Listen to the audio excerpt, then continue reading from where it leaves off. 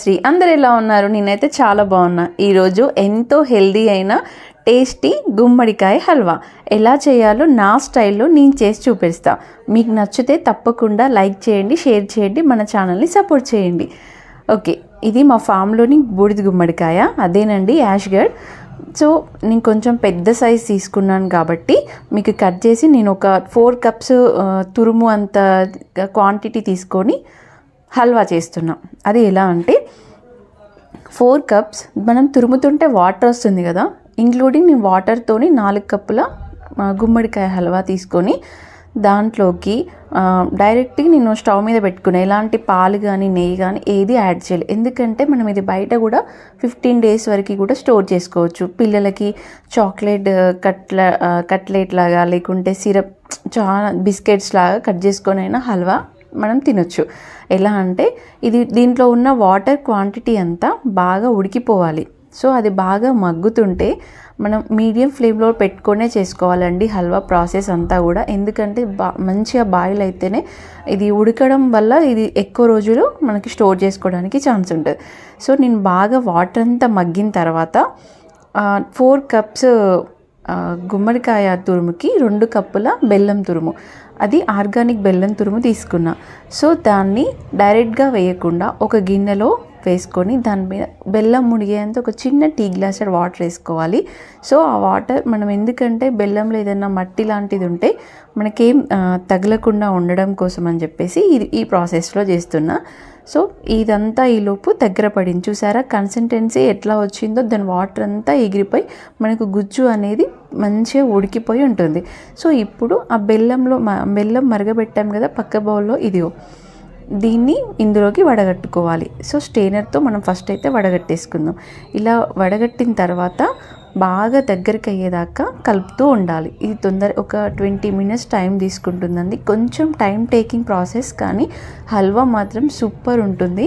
ఒక్కసారి ఇలా ట్రై చేసి చూడండి. నేను ఈ బెల్లము పానకం అంటే బెల్లం తురుముది రసం ఉంటుంది కదా, సో అదంతా దగ్గర పడేదాకా కలుపుతూ ఉంటాను.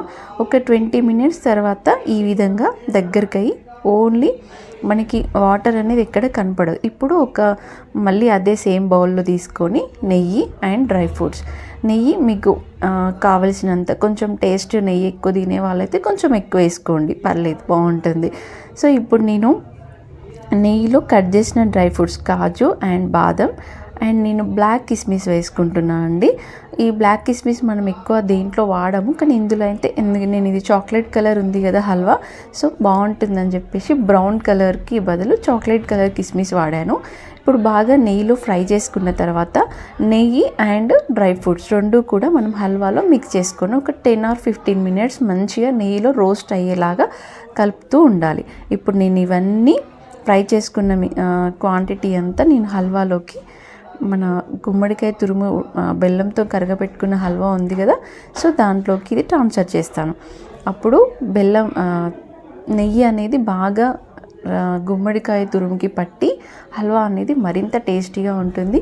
లాస్ట్లో నెయ్యి యాడ్ చేసాం కాబట్టి మంచి ఫ్లేవర్ ఉంటుంది. మీరు ఇంకా కావాలంటే కూడా ఇందులో డ్రై ఫ్రూట్సే కాకుండా సపరేట్గా కూడా మళ్ళీ ఇంకొక 2-3 స్పూన్ ఇష్టం ఉంటే నెయ్యి యాడ్ చేసుకోవచ్చండి.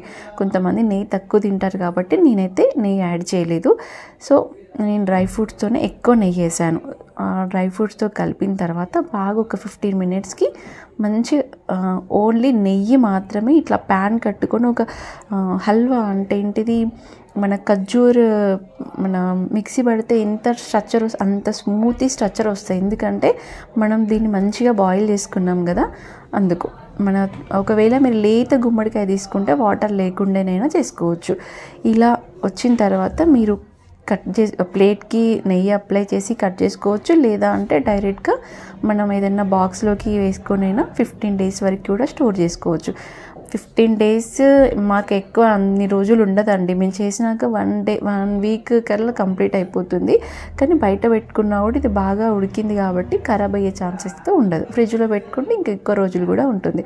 సో ఇది అండి నా స్టైల్లో. మీకు నచ్చుతుందని అనుకుంటున్నా. నచ్చితే తప్పకుండా లైక్ చేయండి, కామెంట్ చేయండి.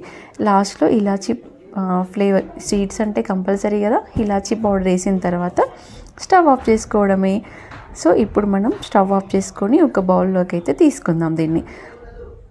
చూసారా, ఈ నెయ్యి అనేది గిన్నెకి హల్వాకి అంటుకొని గిన్నెకి మన హల్వా అనేది అంటుకోవద్దు అన్నట్టు, మంచి స్మూతీ స్ట్రక్చర్ రావాలి. ఈ విధంగా ప్లీజ్ సపోర్ట్ అండ్ సబ్స్క్రైబ్.